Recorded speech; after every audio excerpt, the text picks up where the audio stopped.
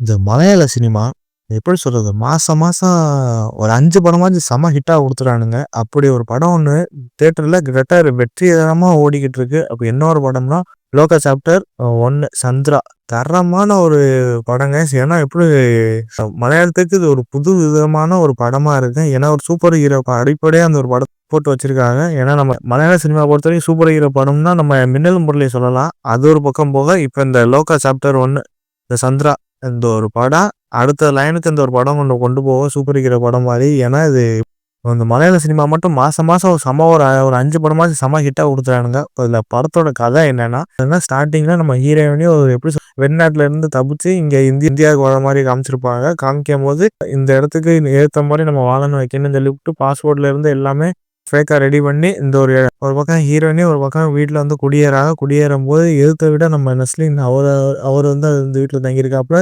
திடுதிப்புன்னு எதார்த்தமா நான் பார்க்கும்போது, நம்ம எப்படி நஸ்லின் வந்து நம்ம ஹீரோயினிய பார்க்குறாப்புல. பார்த்து இது யாரு? எவருன்னு ஒரு பக்கம் விசாரணை போயிட்டுருக்கு. விசாரணை போயிட்டுருக்கும்போது, நம்ம ஹீரோயினிய பொறுத்தவரைக்கும் நைட்ல மட்டும் தான் வேலை பார்ப்பாங்க. பகல்ல வந்து வெளியிலே வரமாட்டாங்க. இது ஏன் இருக்குன்னு ஒரு பக்கம் கட்டத்தில பார்க்கும்போது, நம்ம ஹீரோயினிக்கு ஒரு ஒரு வேம்பயருக்கான ஒரு சக்தி ஒண்ணு இருக்கு. ஏன்னா, எப்படி அது ஒரு தெய்வ சக்தியாவும், எப்படி சொல்றது? சூனியக்காரியாவும் ஒரு வேம்பயராவும் காமிச்சிருப்பாங்க.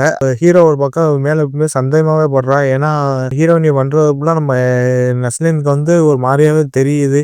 இது ஏதோ தப்பா நடக்க வைக்குதுன்னு சொல்லிட்டு ஒரு பக்கம் விசாரிக்கிறாங்க. விசாரிக்கும்போது ஹீரோ வந்து நம்ம நஸ்லின் வந்து ஒரு பக்கம் இது யார் எவருன்னு விசாரிக்கும்போது கடைசியில தெரியுது. நான் ஒரு கிட்டத்தட்ட ஏகப்பட்ட வருஷமா வாழக்கூடிய ஒரு ஒரு வேம்பயர் அப்படின்னு தெரிஞ்சுக்கிறாங்க. தெரிஞ்சுக்கிட்டு இருக்கும்போது நம்ம சந்திராவுக்கு எப்படி இப்படிலாம் சக்தி கிடைக்குது வைக்குதுன்னு ஒரு பக்கத்துல விசாரணை நடக்குது. விசாரணை நடக்கும்போது திடீர்னு பார்த்தா நம்ம சந்திரா ஒரு பக்கம் கொலை பண்ணிறான். இத பார்த்தா நம்ம ஹீரோ வந்து என்ன பண்றான் அப்படின்னா, இது எதனால பண்றான்னு வைக்கிறான்னு அவளுக்கு அப்பதான் தெரியுது.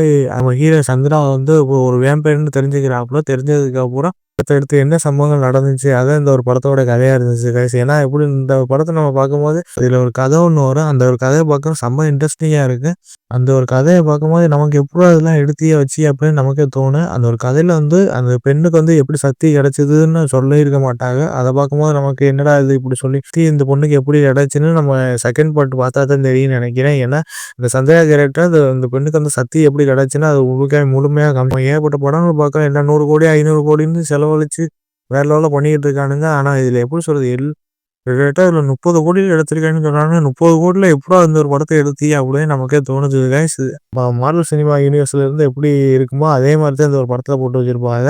ஏன்னா நம்ம லோகேஷ் கனகராஜ் அவரு ஒரு பக்கம் சினிமால எப்படி சொல்றது? அவரு ஒரு யூனிவர்ஸ வளர்க்குறாப்புல. ஆனா இந்த ஒரு படம் வந்ததுனால இந்த லோகா சாப்டர் 1 வந்து நம்ம மலையாள சினிமால ஒரு யூனிவர்ஸ்ல வந்து வர்ற மாரி காமிச்சிருக்காங்க. ஆனா அத பார்க்கும்போது நமக்கு செம்ம இன்ட்ரெஸ்டிங்கா இருந்துச்சு. ஏன்னா இதுல ஏகப்பட்ட கேமியோலாம் வரும். ஏகப்பட்ட கேமியோ ரோல்லாம் எப்படி மலையாள சினிமால எவ்வளோ பெரிய ஆக்டர் இருக்காங்களோ அவ்வளோ உள்ள இதுல இந்த ஒரு படத்துல போட்டு வச்சிருக்காங்க. அத பார்க்கும்போது செம்ம இன்ட்ரெஸ்டிங்கா இருந்துச்சு. ஆனா ஒரு எப்படி சொல்றது? ஒரு 20 மினிட்ஸ் ஒரு கேரக்டர் ஒரு கேமியோ ரோல் ஒண்ணு வரும். அத பார்க்கவும் நமக்கு செம்ம என்டர்டெயின்மென்ட்டா இருக்கு. கண்டிப்பா அந்த ஒரு கேமியோ ரோல மிஸ் பண்ணாதீங்க. நாச்சியப்பான்னு ஒரு கேரக்டர் ஒண்ணு வரும். நம்ம சாண்டி மாஸ்டர். தக்காளி வில்லன் கேரக்டர் நம்ம நாச்சியப்பன் கேரக்டர் நம்ம சாண்டி வந்து மிரட்டி விட்டுருப்பாப்புல. அவர் நடிப்பு கண்டிப்பா அந்த ஒரு படத்துல வந்து சொல்லும். ஆனா மித்த இதுல நம்ம பார்க்கும்போது எல்லாமே சூப்பரா இருக்குங்க கைஸ். மியூசிக்ல இருந்து எல்லாமே தரமா குடுத்துருப்பானுங்க. நம்ம எப்படி சொல்றது? இதுல எடிட்டர் அவர் ஒர்க்லாம் பார்க்கும்போது செம்ம எப்படி சொல்றது? எல்லாமே சூப்பரா இருக்குங்க. அதே வந்து நம்ம சினிமா ஃபோட்டோகிராஃபி அந்த ஒரு இத பத்தி நம்ம சொல்லியே ஆகணும். ஒவ்வொரு ஃப்ரேமும் நமக்கு பார்க்கும்போது எல்லாமே சூப்பரா இருந்துச்சு. ஸ்டார்ட்டிங்லயே நமக்கு படத்தோட ஒரு ட்ரோன் ஷாட் ஒண்ணு. அந்த ட்ரோன் ஷாட் கிட்டத்தட்ட லாங்ல இருந்து க்ளோஸ் அப்ல வர அந்த ஷாட்டும் சரியான சூப்பரா இருக்குங்க. அத பார்க்கும்போது நமக்கு யார் அந்த எப்படி கேமராமேன் அப்படியே நமக்கே தோணும். ஏன்னா கேமராமேன் இதுல ஏகப்பட்டத போட்டு எப்படி சொல்றது? ஒரு டிஃபரெண்ட்டா ஒரு போட்டு காமிச்சிருக்காங்க. லைட்டிங்ல இருந்து எல்லாமே ஒரே கலர் கலரா இருக்கு. அது செட்டுலாம் பார்க்கும்போது வீட்ல அந்த பில்டிங்லாம் ஏகப்பட்டது மாரி காமிச்சிருப்பானுங்க. அதெல்லாம் நமக்கு பார்க்கும்போது எப்புட்றா அதெல்லாம் எடுத்தீய வச்சு அப்படின்னு நமக்கே தோணும். முதல்ல இந்த துல்கர் சல்மான் தான் இந்த ஒரு படத்த ப்ரொடியூஸ் பண்ணியிருக்காப்புல.